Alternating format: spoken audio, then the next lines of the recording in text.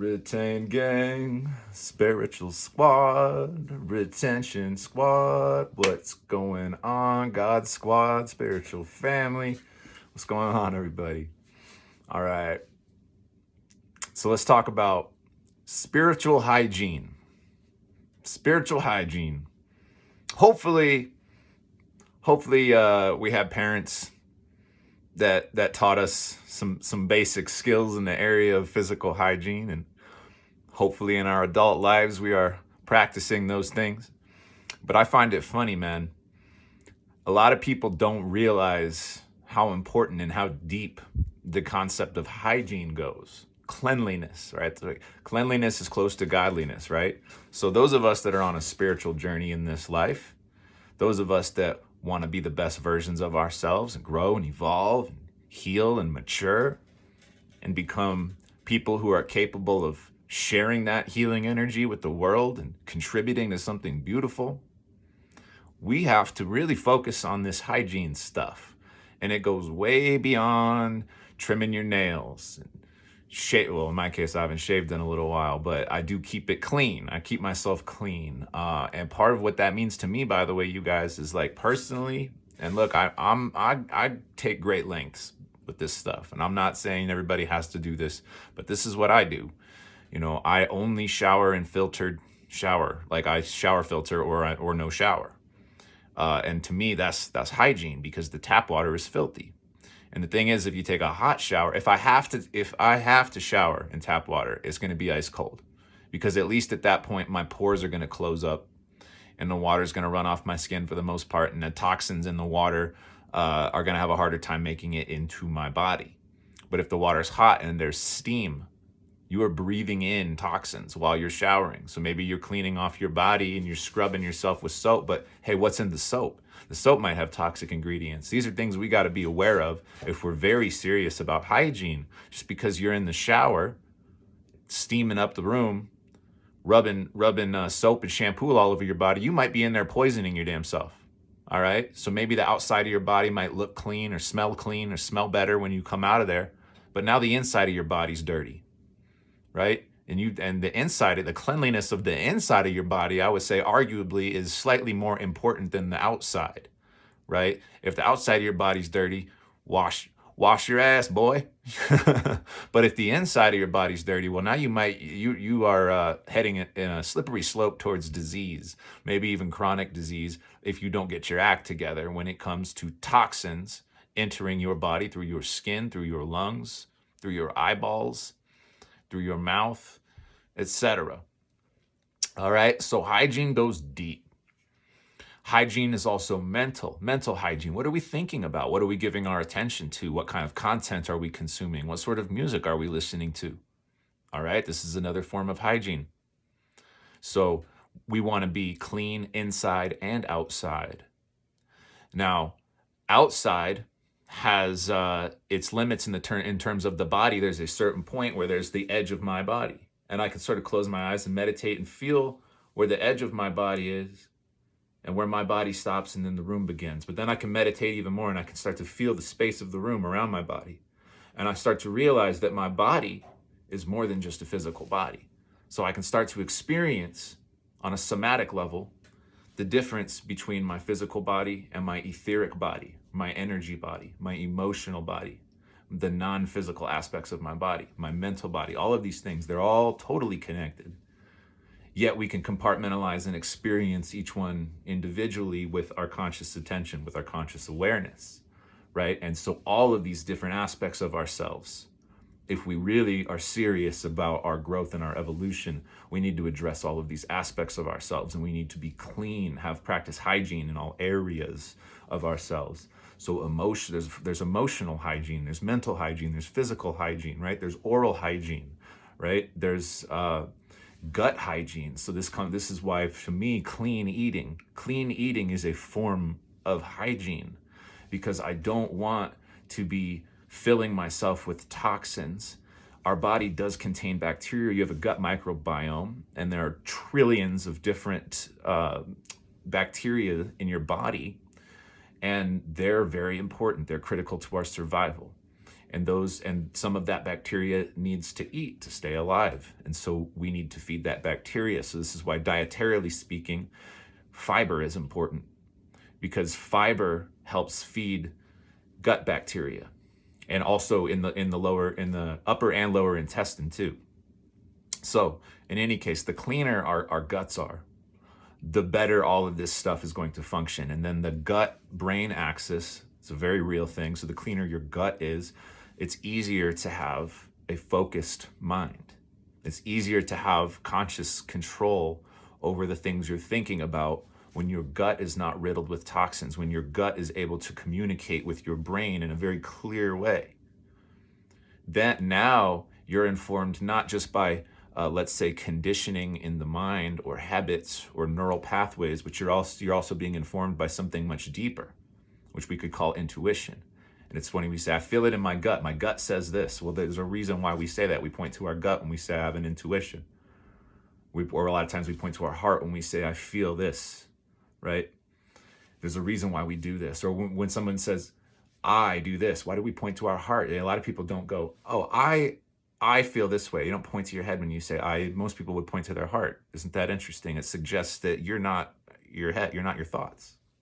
You're deeper than that. The real you is more in this region, if I could say that, but also it's much bigger than that. It's very complex, and it gets very esoteric at a certain point and hard to articulate. So I do my best to articulate esoteric stuff. If you can't tell, I really enjoy the challenge of that.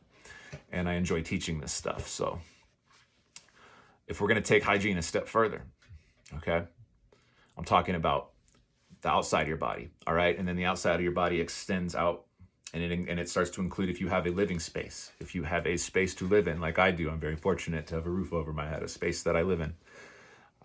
Then part of hygiene is keeping my space relatively clean. Now, I'm not the best at that, I'll admit it. I'm much better at keeping my insides clean than my external space. Sometimes I slack on stuff, and then I kind of get frustrated with myself, and then I go crazy and I deep clean the room, and then I feel better because I did an act of hygiene. And so now my environment's clean, and then my body's clean, and my gut's clean, now my mind's clean. If I got all those things going at the same time, that's when I feel very, very effective. And at whatever I do, my ability to focus increases, because I have a tendency to be like all over the place, kind of ADD stuff. But like having this level of hygiene really helps me with focus. Okay, and it's also a form of discipline. It's all making you better. So, but let's take it a step further. Like I said, we're talking spiritual hygiene. Now, what does that look like? All right, this would be the deepest level of hygiene. So we're kind of peeling the layers of the onion, right? Like the outer layer would be my room, right? And then the next layer of the onion would be my skin, my body, my hair, my teeth, all this shit, right? And the next layer of the onion would be my internal organs, my gut, next layer of the onion would be my emotional body, my psychosomatic experience of myself, what I'm experiencing on an energetic level, emotionally, in the body. The next level is like, what am I thinking about? What are my concepts? What are my notions? Am I present in the moment, or am I influencing things? Am I kind of forcing my will upon things? Am I attached? Am I clinging? Am I resisting? Am I escaping? Whatever, right? All of these things, this awareness of ourselves, this ability to watch ourselves. So we're peeling the layer, we're getting deeper layers of the onion, and we want every layer to be clean. We want to be able to practice hygiene on every layer, right? So the deepest layer would be your soul, your very soul. And so that's the spiritual hygiene part. So what does that look like? Well, to me, what that looks like is it's a lot about honesty. I think that's the entry point. To me, rigorous self-honesty is like the portal into the soul.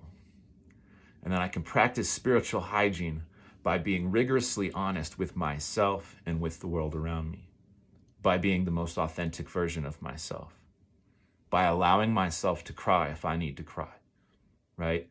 But of course, there's a limit to this. As a man, you have to practice some restraint when it comes to emotions, because sometimes it's very inappropriate to express certain emotions in certain situations, because we don't want to trigger and traumatize people, especially if those emotions happen to be like angry ones.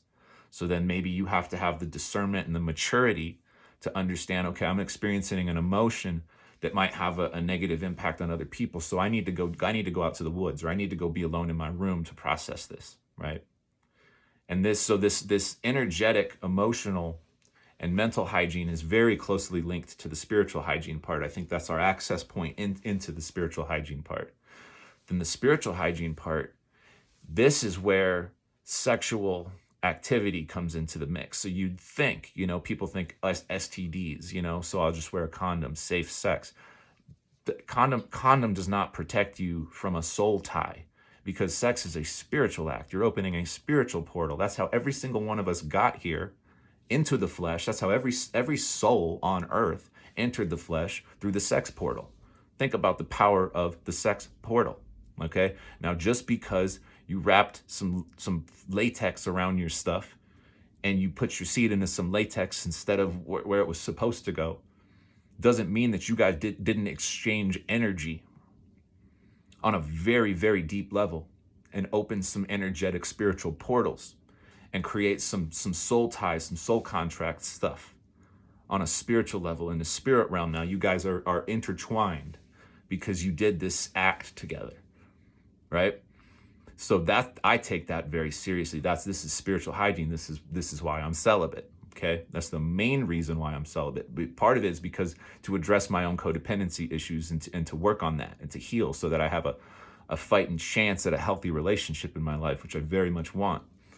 So that's part of it. But really, the core of it, of the thing, because even if I'm in a relationship, I'm still going to be conscious of this stuff and practice spiritual hygiene. So this is why I will only engage on a very intimate level with certain people. And it's not just sex, it's even just extended eye contact, or like just intimacy on any deep and meaningful level, right?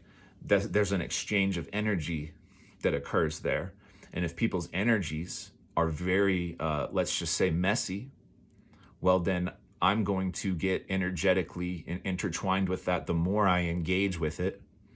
And now I'm not practicing good spiritual hygiene. It's like playing in a cesspool of toxins, or like swimming in a dirty ass pond or something. I'm trying to come up with a good analogy for this, but it's like there's like filthy energy out there. Some people just have dirty ass energy. I don't know how else to put it. And if we play around in that filth enough, it affects us. And then now we're a little bit energetically filthy, if I could put it that way. And so now when we got to do some cleansing, And how do you do the cleansing? Well, for me, what that looks like, generally, the first step is getting into my body, recognizing what's happening, tapping into my ability to regulate my nervous system, getting into a state of calm, recognizing what's happening, and then I get into a state of prayer. I get into a state of communion. And I am able, like I talked about in a previous video, with this spiritual authority that we cultivate, and also just what's happening on planet Earth right now, to those of us who are receptive to it, we're all being upgraded. And so I get into a state of prayer.